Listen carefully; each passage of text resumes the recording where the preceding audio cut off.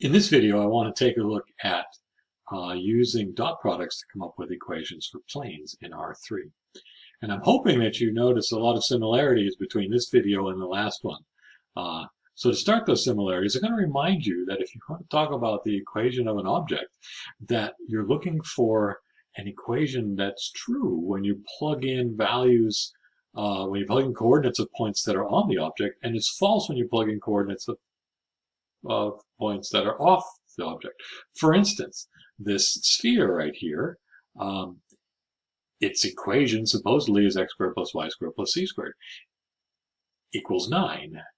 And if you take a point that's not on that sphere, like, how about the point 0, 0, 5 right here up on the x-axis here? Actually, that looks like 0, 0, 4. So try 0, 0, 4. 0 squared plus 0 squared plus 4 squared. Is that equal to 9? No, it's not. And therefore, that point is not on that sphere. However, if you took 0, 0, 3, that would work. 0 squared plus 0 squared plus 3 equals 9. Or if you took like 1, 2, 2, 1 squared plus 2 squared plus 2 squared, 1 plus 4 is 9. So those points are on the sphere because the points satisfy the equation. And that equation describes the sphere, because every point that is a distance of 3 away from the origin would be the sphere of radius 3 centered at the origin, and this is its equation. Okay. Now, I don't want to do spheres, I want to do planes. So here's what we're going to do.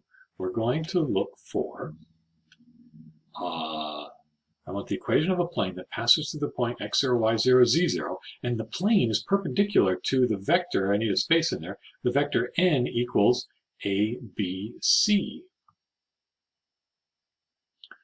So for instance, in this picture right here, actually I've got it right here, there's a vector 1, 2, 3 down there, which I've translated up here. There's a point, there's a little black point right there, which is the point x, y, z. Sorry, at this point we don't know what the normal vector is. Oops, come on now. That label of z is getting in the way of the normal vector here at the origin. So the ABC is this vector here, but when we pick it up and translate it over to the point, then it's this one here. In fact, you can see that the plane I have drawn in there, when I look at it from this angle here, looks very much perpendicular to that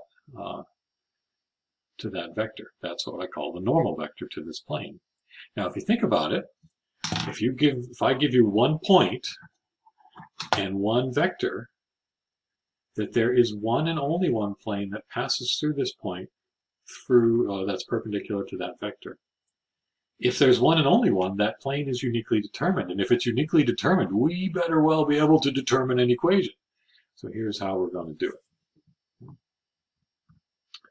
So my claim is that the point xyz is on the plane if and only if x0, y0, sorry, x minus x0, comma y minus y0, comma z minus z0 is perpendicular to n.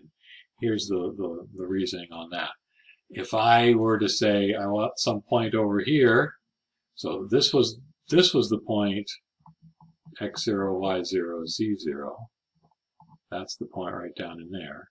The normal vector here was the vector ABC. So if I take some other point, which is on the plane, then the vector between these two would be parallel to the plane, and it would be perpendicular to that normal vector.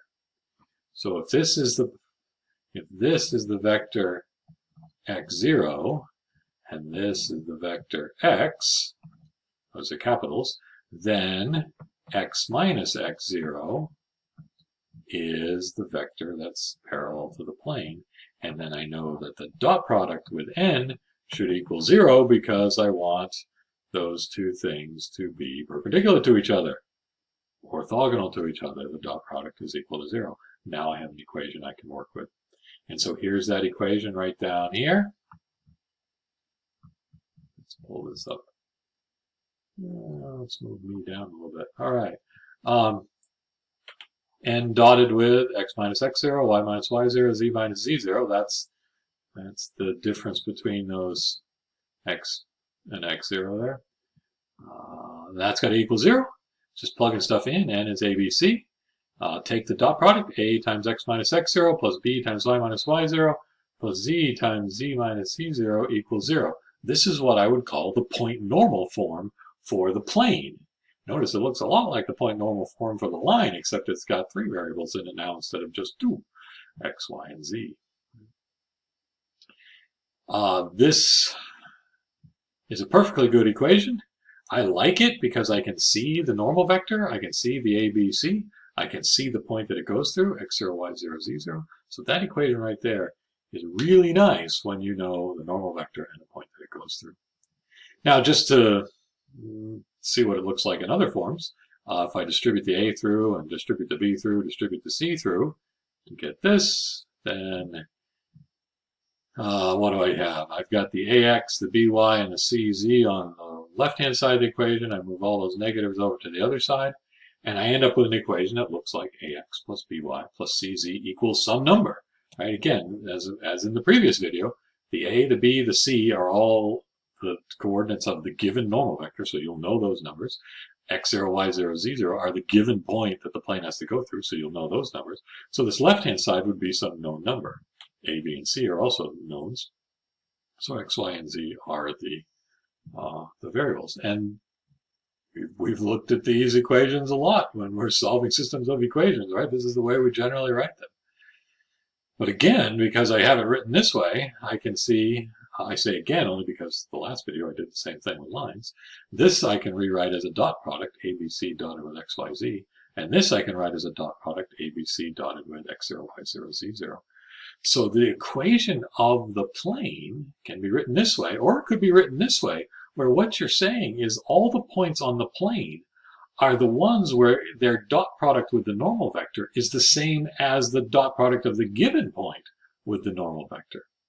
Again, I see this over here. If I've got a point on this plane, and all the points on the plane seem to somehow project down to the same place when you look at them with respect to the vector, that normal vector ABC.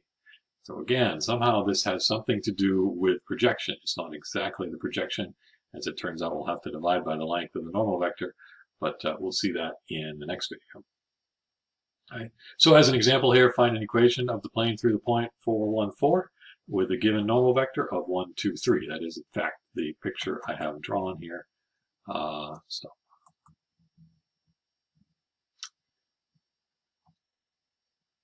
So here we go. We just plug in the known stuff into the point normal form. So the normal vector is 1, 2, 3. The point we want is 4, 1, 4.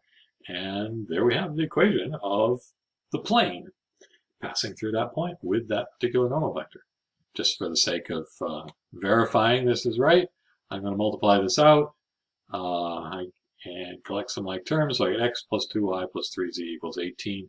Personally, I have another form of the equation of a plane that I like.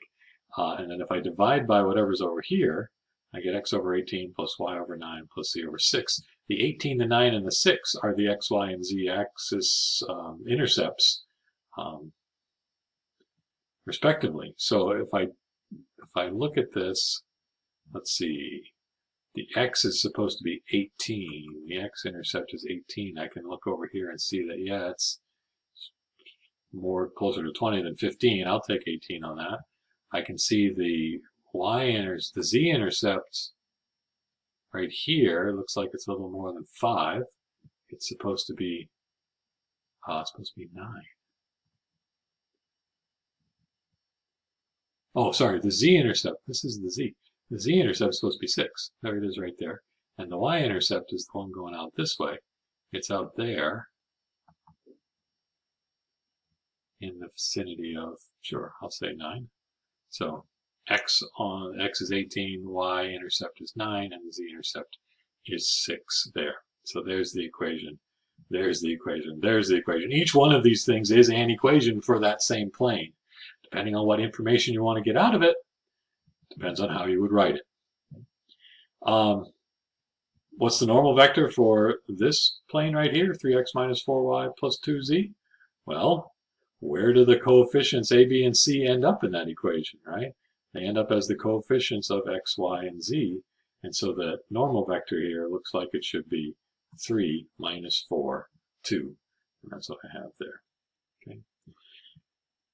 There's a bunch of problems in the textbook that you will want to take a look at and get some practice coming up with equations for lines and planes.